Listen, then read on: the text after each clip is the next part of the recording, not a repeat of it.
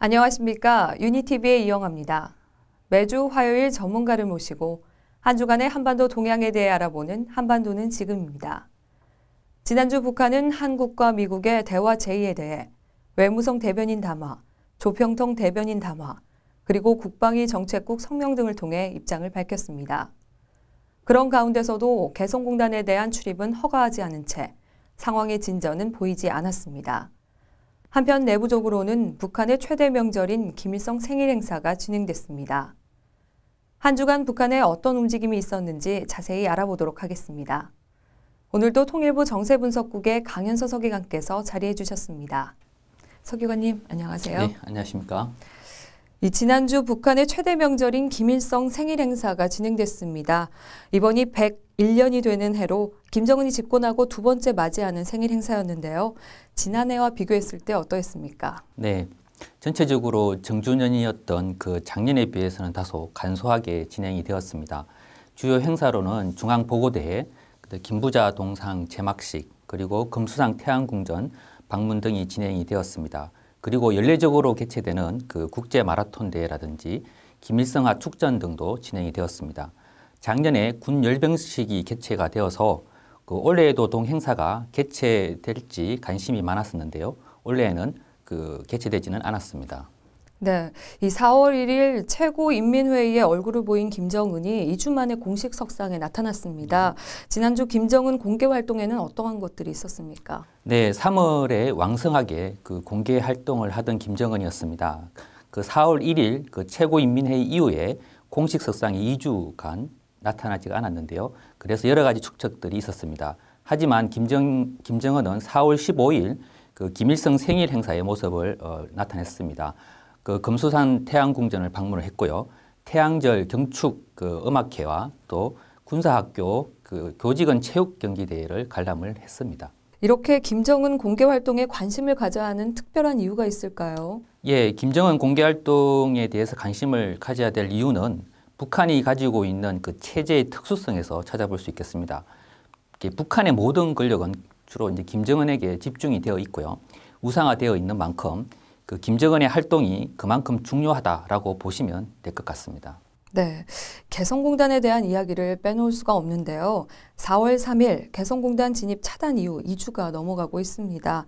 지난주에도 이 북한은 우리 측 입경을 거부했는데요. 현재 어떤 상황입니까? 네, 개성공단 입주기업 대표자들이 지난 4월 17일 그 개성공단 방문을 추진을 했습니다.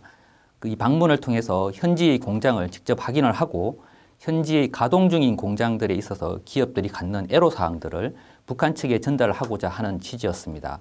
그리고 이번 방문을 통해서 최소한의 그 식자재, 의료품, 그리고 생필품들을 전달하려고 했습니다. 하지만 북한은 이러한 개성공단 그 입주 기업 대표자들의 방문을 거부를 했습니다. 그리고 아직까지 개성공단과 관련된 북한의 추가적인 어떤 반응들은 없습니다. 참고로 4월 21일 기준으로 그 개성공단에 체류하고 있는 우리 측 인원은 총 191명입니다. 이런 가운데 북한은 지난 3월보다는 이 비난의 강도나 횟수면에서 다소 완화된 모습을 보이고 있는데요. 이런 평가에 대해서 어떻게 생각하십니까? 네, 수치상으로 그 대남 비난의 횟수가 그 3월에 비해서 감소한 측면이 있습니다. 3월 1일 그 비난 평균 횟수를 보면 40회 정도였습니다. 그런데 4월에는 1일 평균 19회 정도 비난을 하고 있습니다. 그리고 3월에는 극단적인 표현이라든지 그리고 김정은이가 직접 군부대를 방문을 하고 포사격 훈련 등을 직접 지도하는 모습을 보였습니다. 하지만 4월에는 그러한 공개적인 군 활동이 줄어든 면도 있습니다. 하지만 북한은 늘 우리에게 비난을 하고 있다는 점에서 단순히 지금의 상황만으로 그 평가를 하기에는 좀 어렵다고 하겠습니다. 앞으로 북한의 태도를 좀 더 지켜볼 필요가 있겠습니다. 그런데 또 북한은 최고사령부 명의의 최후 통첩장을 발표하지 않았습니까? 이를 어떻게 봐야 할까요? 북한은 4월 16일 그 새벽에 최고사령부 명의의 최후 통첩장을 발표를 했습니다. 내용을 살펴보면은 우리 민간단체에서 김정은의 그 초상화를 불태우는 것을 이유로 그 북한은 최고 존엄에 대한 모독이다라고 비난을 하고 있습니다. 북한은 이른바 최고 존엄과 관련한 비난을 계속 그리고 자주 해왔습니다. 특히 김일성 생일 그 시기에는 더욱 민감하게 반응한 편이었는데요. 이러한 측면에서 이번 비난도 과거와는 크게 다르지 않다라고 보여집니다. 지난주 한 주 동안에는 무엇보다 한국과 미국의 대화 제의에 대한 이 북한의 반응에 대해 궁금증이 많았는데요. 이 북한의 반응 어땠습니까? 네, 최근 한국과 미국은 북한에 대해서 대화의 필요성을 강조를 했습니다. 우리 정부는 4월 11일 그 통일부 장관의 성명으로 그리고 미국은 그 캐리 미 국무부 장관이 한중일 순방 기간 동안에 그 대화가 필요하다는 점을 강조를 했습니다.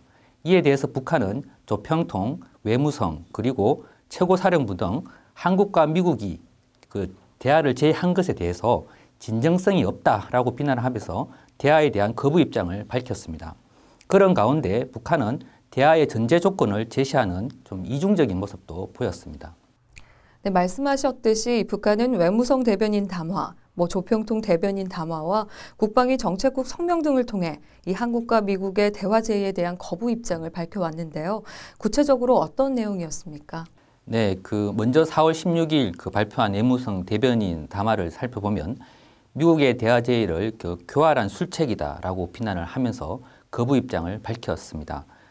그리고 적대시 정책과 핵위협을 포기할 것을 대화의 전제 조건으로 제시하기도 했습니다. 그리고 4월 18일에는 조평통 대변인 담화와 함께 국방위 정책국 성명을 발표를 했습니다.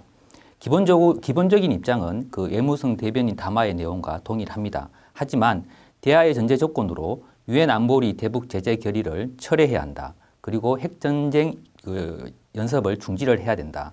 그리고 핵전쟁 수단의 철수를 주장을 했습니다. 이러한 것은 외무성 대변인과는 달리 대화의 전제 조건을 보다 구체적으로 제시한 면이 차이라고 하겠습니다. 네, 지금까지 지난주 북한의 주요 동향에 대해서 알아봤는데요. 이번 주 북한에서 예정된 주요 행사나 일정에는 어떠한 것들이 있습니까? 예, 이번 주는 4월 25일이 조선인민군 창건한 지 81년이 되는 날이고요. 참고로 4월 한 달 동안 북한은 내부 정치 행사가 참 많았는데요. 4월 25일 조선인민군 창건일을 마지막으로 4월의 주요한 행사들이 마무리가 되겠습니다. 네, 이번 한 주간 북한의 동향이 어떨지 궁금한데요. 우선 대내적으로 북한은 어떠한 태도를 보일 것으로 전망하십니까? 예, 내부적으로 4월 마지막 행사인 4월 25일 당 중앙인민군 창건일을 행사를 통해서 체제 결속을 더욱 강화해 나갈 것으로 보여집니다. 네, 이 대남 대외적인 측면에서 북한은 어떤 모습을 보일까요? 지난주에 이어서 북한은 이른바 대화의 성결 조건이라고 하는 것을 제시하고 정당성에 대해서 지속 강조해 나갈 것으로 보여집니다. 이러한 주장을 통해서 현재 대화가 이루어지지 않고 있는 것에 대한 우리와 미국에 대해서 책임이다라고 하는 부분을 더욱 강조해 나갈 것으로 보여집니다. 네, 지금까지 한 주간의 북한 동향에 대해 알아봤습니다. 강현수 서기관님 자리해 주셔서 고맙습니다. 네, 감사합니다.